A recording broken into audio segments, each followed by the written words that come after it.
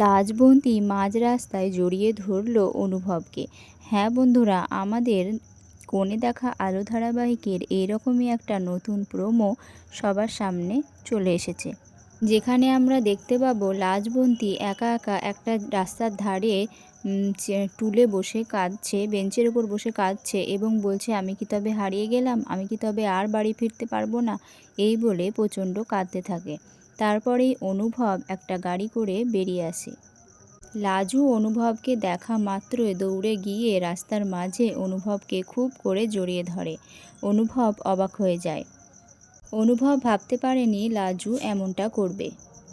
জড়িয়ে ধরে লাজু কাঁদতে কাঁদতে বলে, তুমি আসলে, আমি জানতাম তুমি আসবে, তুমি না আসলে আমি হারিয়ে যেতাম, এই বলে অনেক কিছু বলে কাঁদতে থাকে। জানো, আমি রাস্তা কিছুতেই খুঁজে পাচ্ছিলাম না, এই সব বলতে থাকে।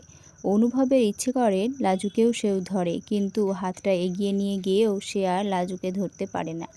হয়তো কোনো কারণেই তার মন বারণ করে লাজুকে না ধরতে।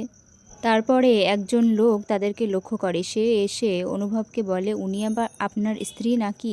অনেকক্ষণ ধরে কান্নাকাটি করছিলেন, কোথায় বাড়ি কি কিছুই বলতে পারছিলেন না, আমি অনেকবার জিজ্ঞাসা করেছি। তারপরে এখানে বসেছিল আর শুধু বলছিল ও আসবে, ও ঠিক আমাকে নিতে আসবে। তখন অনুভব বলে, আপনাকে অনেক ধন্যবাদ, আপনি ওকে বসতে দিয়েছেন, সান্ত্বনা দিয়েছেন। তখন দোকানদারটি বলে, না না ঠিক আছে, ওনাকে নিয়ে যান বাড়িতে, আর ওইভাবে একা ছেড়ে দেবেন না, উনি বোধহয় রাস্তাঘাট তেমনভাবে চেনেন না, হারিয়ে টারিয়ে যাবেন, গ্রামের মেয়ে হয়তো, তাই না? লাজু কিছু বলে না, কিন্তু লাজু খুব ভয় পেয়ে যায়, আর অনুভবও কিছু বলে না। তো বন্ধুরা, আজ এই প্রোমোটুকুই আমাদের সামনে এসেছে। তো ভিডিওটি ভালো লাগলে একটি লাইক করে চ্যানেলটিকে সাবস্ক্রাইব করে দিয়ে পাশে থাকবেন, যাতে পরবর্তী ভিডিও পোস্ট করলে আপনারা সবার আগে দেখতে পারেন।